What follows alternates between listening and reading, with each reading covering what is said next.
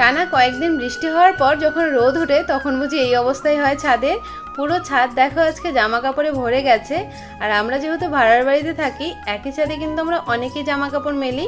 আর আমাদের বড়দের যেরকম, বাচ্চাদের জামা কাপড় শুকানোটা একটু টাফ হয়ে যায়, কারণ ওদের জামা কাপড় তো অনেকগুলো করে বের হয়। আর আমাদের তেমন প্রবলেম হয় না, কারণ একটা দুটো জামা না শুকালেও। আর ঘরে জানো তো, এই বর্ষায় যখন জামা কাপড় মেলতে হয়, ঘরেও যেন একটা কেমন গন্ধ হয়ে যায়। তাই আজকে রোদ ওঠাতে সবাই মিলে অনেক জামা কাপড় মেলেছে। দেখো পুরো ছাদ ভরে গেছে, দেখতেও কি ভালো লাগছে, তাই না? এই গরমে কম্বল লেপ এগুলো গায়ে দিয়ে শুয়ে আছো কেন? গরম নেই? বাইরে দেখো কি রোদ উঠেছে। তুমি পাপাকে কম্বল গায়ে দিয়ে দিয়েছো? তুমিও চাদর গায়ে দিয়েছো? ঠান্ডা লেগেছে?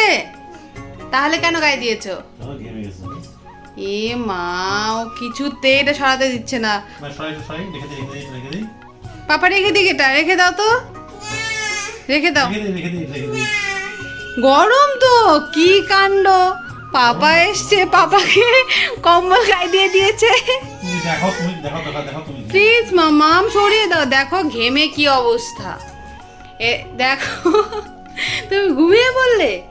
এত অ্যাক্টিং জানো তুমি? হ্যাঁ মামাম, কোথায় তুমি? মামাম কোথায় তুমি? এখানে কি করছো? কি করছো? রান্নাবাটি খেলছো তুমি? এই বালতির মধ্যে দেখো কোথায় ঢুকে বসে আছে। তুমি স্নান করবে না? তাহলে বের হও এখান থেকে। আমার দিকে তাকাও। কি খাচ্ছো তুমি এটা?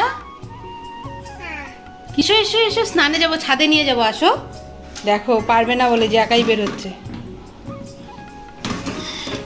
বেরো বেরো বেরো বেরো, আসো আসো আসো, তাড়াতাড়ি চলো, ছাদে যাবো। অবস্থা দেখেছো এরকম একটা দুষ্টু মেয়ে? হ্যাঁ তুমি দুষ্টু। দেখো দেখো পা দিয়ে বালতিটাকে কিভাবে তুলছে। তোমার কানটা মলে দিব? দি একটু, দি একটু, দি। কেন? কি করছো তুমি আমাকে? ভয় পেয়ে গেলাম তো আমি। উরে বাবা রে, ভয় পেয়ে গেছি তো আমি, ভয় পেয়ে গেছি। চলো চলো, আর দুষ্টু করলে চলবে না, এখন স্নানে যেতে হবে, ছাদে নিয়ে যাবো, চলো। মা স্নান করছো? মাথায় জল দাও একটু। কানে জল ঢুকবে তোমার? ওলে বাবারে, দেখেছো কি পাকা। আর ওকে যদি এরকম ছাদে নিয়ে আসা হয়, ও ভীষণ মজা করে। আমি তোমাকে সাবান দিয়ে দিই। হ্যাঁ, চোখে চোখে ধরবে না, ওর সব কিছুতে অজুহাত আছে। একটু দাঁড়াও, আমি একটু দিয়ে দিই, পরে আমি একটা কাজ করবো। কেমন লাগে তোমার স্নান করতে? ভালো লাগে। জানো তো, মামাম যখন ছোট ছিল তখন কিন্তু ওকে আমি শুধু সাবান দিয়ে স্নান করিয়েছি। আর এখন দেখো সুন্দর একটা সফট সুতির গেঞ্জি কাপড় নিয়েছি, যেটা দিয়ে ওকে সাবান লাগিয়ে দিয়ে শরীরে, আর সাবান দিয়ে ওকে বসিয়ে দিয়েছিলাম। আর ওইদিকে দেখো আমি দুটো বালিশ রোদে দিয়েছি, যেহেতু অনেক দিন পর রোদ উঠেছে। বর্ষার দিনে না বিছানাটাও কেমন যেন একটা ড্যাম ড্যাম হয়ে থাকে। আর এইদিকে দেখো মেয়ের কাণ্ড, পুরো জল ছিটিয়ে আমার বালিশটাকে অর্ধেকটা ভিজিয়েই দিল। তাই বালিশটাকে একটু দূরে সরিয়ে ওকে কিন্তু স্নান করে তুলে নিচ্ছি। আর ও স্নান করতে এত ভালোবাসে। আর এখন দেখো বিকেলে এসেছি, আকাশটা দেখো আবার কিরকম মেঘলা করেছে, আবার মনে হয় বৃষ্টি নামবে। যতক্ষণ না তোমার নিজের বাড়ি হচ্ছে ততক্ষণ তুমি কোনো কিছু করেই শান্তি পাবে না।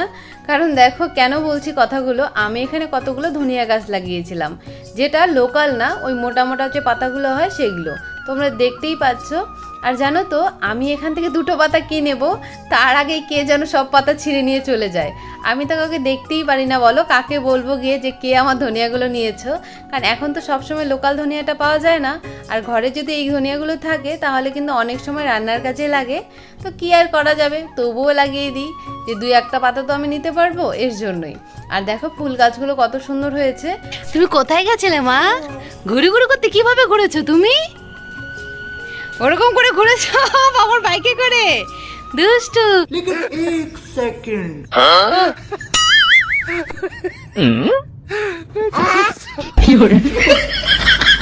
আমাকে দাও।